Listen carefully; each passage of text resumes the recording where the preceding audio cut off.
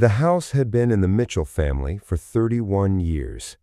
Roy and Helen Mitchell had raised their children inside those walls, buried 2 dogs in the backyard, and grown old together in the bedroom at the end of the hall.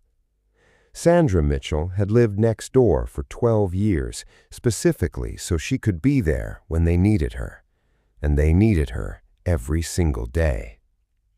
She found out the house was gone on a Wednesday morning, not from her brother, not from a lawyer, from a stranger who knocked on the door and introduced himself as the new owner.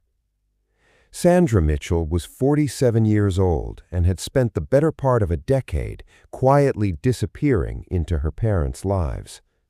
She had been a licensed physical therapist in Savannah, Georgia, with a small but steady practice she had built over 15 years.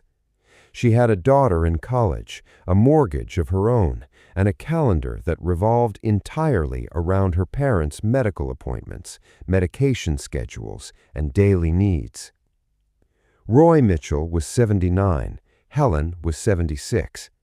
Roy had suffered 2 strokes in 2015 and 2017, leaving him with limited mobility and significant cognitive decline.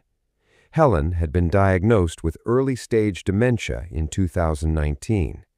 Neither of them could manage their own finances, neither of them could drive, neither of them could be left alone for more than a few hours. Sandra had taken all of that on without being asked.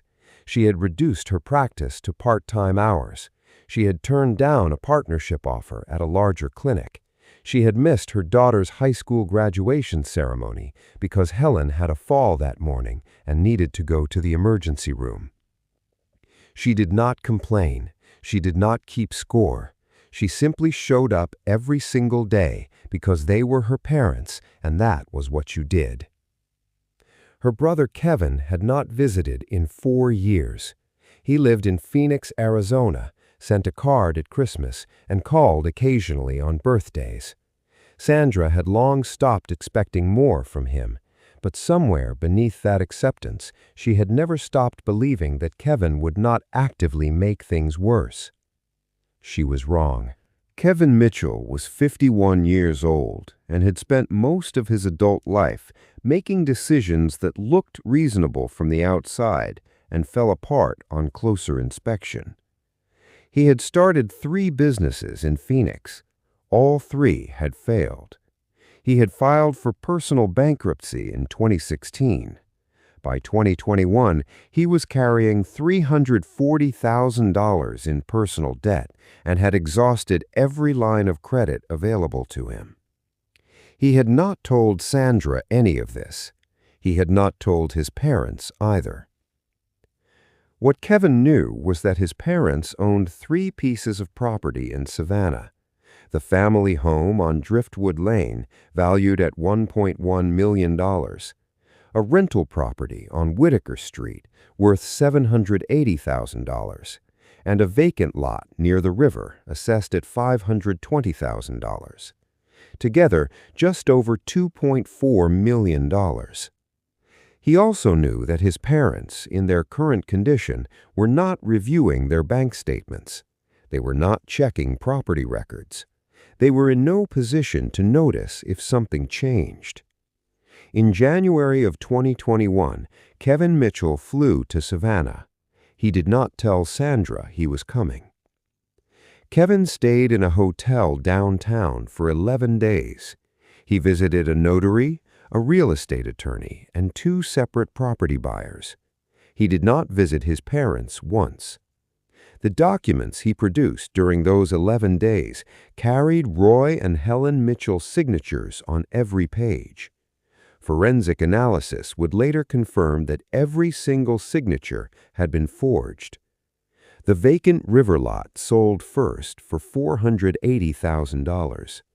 The Whitaker Street rental sold 9 days later for $730,000. The family home on Driftwood Lane closed on February 3rd for $1.05 million. In 21 days, Kevin Mitchell had collected $2.26 million using documents his parents had never seen and signatures they had never written. He flew back to Phoenix on February 4th. Sandra noticed something was wrong 6 weeks later. A property tax notice arrived with the wrong name on it. She called the county assessor's office. Within minutes, she learned that all 3 properties had transferred to new owners. She sat down on her parents' kitchen floor and did not move for a very long time. Sandra called attorney Thomas Greer the following morning. Thomas requested certified copies of all 3 transfer documents and sent them to forensic document examiner Dr. Carol Finch, who had testified as an expert witness in over 140 cases. Dr. Finch's report was 41 pages long. She found that all 6 signatures attributed to Roy and Helen Mitchell were forged. Her conclusion was unambiguous. Thomas filed an emergency motion in Chatham County Superior Court to freeze all proceeds and halt further transactions. When detectives contacted Kevin in Phoenix, he insisted the signatures were valid. The detective interviewing him noted in her report that Kevin did not ask how his parents were doing. The case was heard before the Honorable Judge Raymond Stokes at Chatham County Superior Court. Thomas Greer represented Sandra and her parents. Kevin's attorney, Paul Draper, argued that Roy and Helen had verbally authorized Kevin to act on their behalf.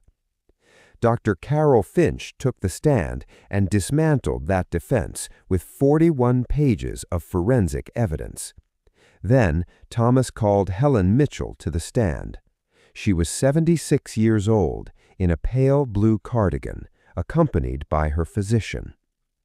Thomas asked her one question. He asked if she had ever agreed to sell her home on Driftwood Lane.